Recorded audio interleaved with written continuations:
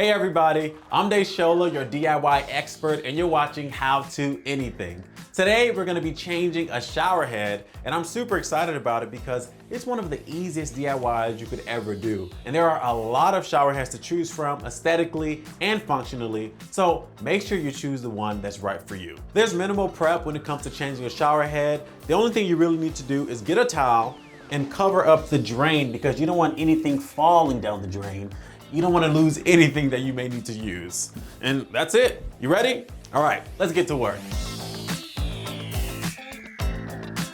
Shower heads are very universal. And as you can see, this is a 1/2-inch male thread, which is pretty common. But check your manufacturer's recommendations to make sure that your new shower head will fit on your plumbing. The next step is cleaning the shower arm. I'm gonna take off the old plumber's tape, clean off any debris that may be on it, and then I'm gonna add some new plumber's tape to it.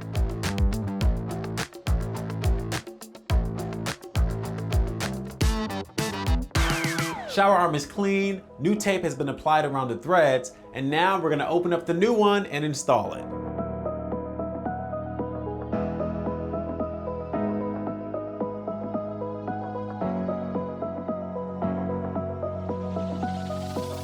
All right, moment of truth. It works, and there's no leaks or anything.